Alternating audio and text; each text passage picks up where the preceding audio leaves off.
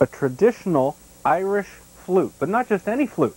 Handmade by Richard Cox in his shop garage in Byron. And it starts out like this, a hunk of wood. And Richard, by the time you're done, wow, what craftsmanship. A traditional Irish flute, obviously from an Irishman.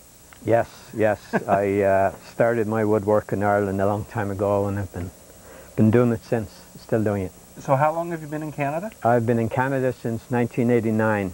We came out in June '89. And this is just a hobby for you? Well, it's a hobby retirement project at this stage, yeah. Getting up near the time where I'm thinking of what I'm going to be doing. But you do make them for other people? Oh, absolutely, yes. And they're all made for sale, yes. And they're made out of various kinds of wood. You can see over all here. All kinds of different woods. This near one here is regular local black walnut. The second one is sugar maple, hard maple. The third one in is ziricote, which is Mexican, South American wood, and the last one here is bloodwood, which is another South American species.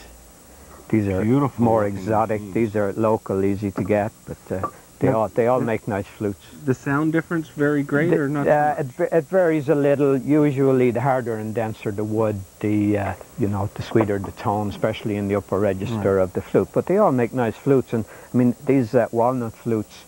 They have a nice, rich, earthy sound down at the bottom end. Getting those from this, you do it all right here in the garage? Most of it, yeah. The wood turning is done here at my lathe. It's set up at the moment to take out a socket for a brass tuning slide that goes into the instrument. But basically I start off with just a square block. I clean it down first to make sure there are no checks or whatever in the wood so that it's usable. Then I mount it on the lathe between centers, not in this gizmo here, just to turn it down so it fits into this block here. I was going to say, this in itself looks like quite the piece of craftsmanship. I don't think you go to the flute manufacturing store at the corner and pick this up, absolutely not.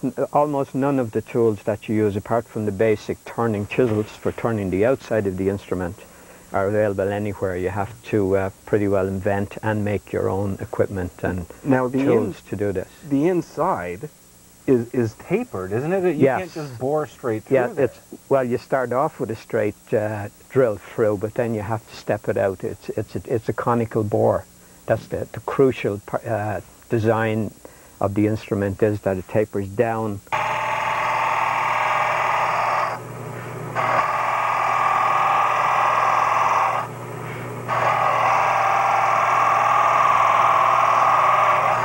And then I put it in my vise,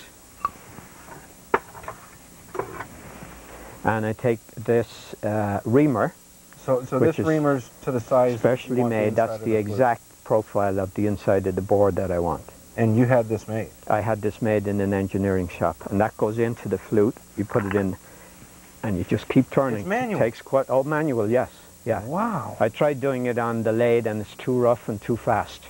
Yeah, there's not enough control, so you control it perfectly, pushing it around in the vise at the bench, and then when you're done, you go down a certain distance here. When you're done, then that gives you the shape, the exact shape you want. Okay. How it ends up like that, we'll tell you more about when we come back. It starts out like this and ends up like this.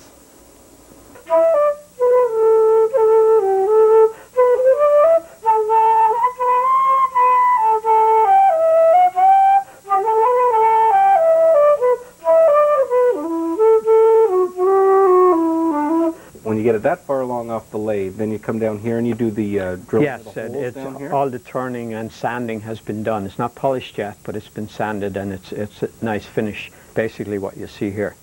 I've already fitted the tuning slide pieces in the sockets that I cut. Now, where do you get those pieces? Well, I buy the tubular brass, and I cut them down, and I get them to fit each other to the exact amount of fit that I want, so they stay where I put them, right? Wow. These are bedded in solid cork in the wood to take up the seasonal movement, so that if the wood dries out a bit in the wintertime. Wood ebbs and flows, so to speak, or expands and contracts. Yes, it does, quite a bit, especially in the Canadian climate. Next thing is to give it a voice. I've already cut the embouchure hole, which is where you blow in the flute, using my router out in the workshop. But I drilled the tone holes, as these are called, in here with my regular pillar drill. What I do basically is drill all the holes too small. Okay, and then I will cut the flute to a rough length to get a low D. These are all D flutes, right? So you can play in the key of D or G, where most of the Irish Celtic music is. Then I have to take my little files here. I have various sizes of files, and I file out the holes. It's a slow, careful process. It's got to be the right shape, the right size, to get each note in the scale as you go up. And I put it together and I blow into it and check it out to see if I'm getting the correct note out of it. It's a very distinctive sound in Irish music, for sure. Yeah, most groups you'll hear a flute. You pick up any CD of Irish music, you'll almost certainly hear a flute on there. When did you decide you were going to start making flutes? I've been doing this for about 5 years. It started off as a challenge. Tony O'Callaghan, who owns Studio Celtia, asked me one day, could I make a flute? And I had never even thought of making flutes at that stage. And now, 108 flutes later, I'm still making them. Fascinating stuff. More coming up with Irish wooden flute maker Richard Cox. Richard Cox is a craftsman extraordinaire, an Irish wooden flute maker. These things are absolutely gorgeous. They start out just as a hunk of wood, but when they're finished, this is what they are. But Richard, you're telling me that everyone is different because really there is just the style of the design. The sound of the flute's going to change as you create it, right? Yeah, well, for starters, they're wood, and every individual piece of wood is a little different anyway. The resonance in it will be slightly different, the amount of resins in the wood and that kind of stuff. The variation from the softer woods like this walnut to the very hard ones like the ziricotti and the cocobolo, the more exotic woods, gives you slight differences in the sound as well. But even if I were to make two cocobolo flutes from the same tree, they would not come out exactly the same because they're handmade. They're all individually handmade, hand-tuned. It's a long process with each flute, and it comes out with its own personality, if you like, at the end.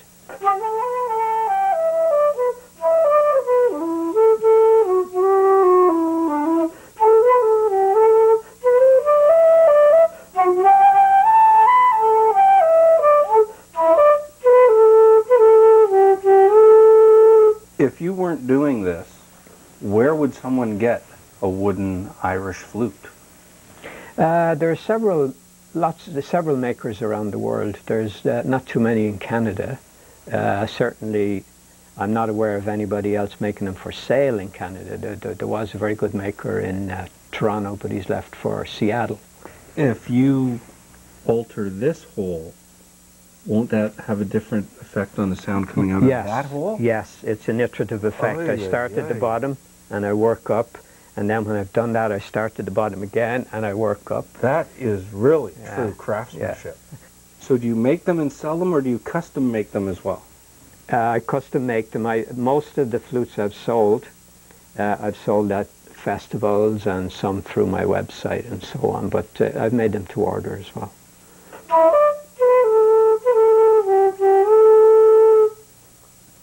So were you a flute player before you started making? No. This is just sort of an acquired skill. I came out as a maker. I'm a woodworker. I've always been a woodworker, and now I'm becoming a player. The flutes are just part of it. He's now branching out into... This is the beginnings. Well, it's well advanced. This is a mandolin. It's going to be a nice one. And this is a mandola, which is an octave down from the mandolin. It's just similar instrument, four pairs of strings, and there's music in there somewhere too.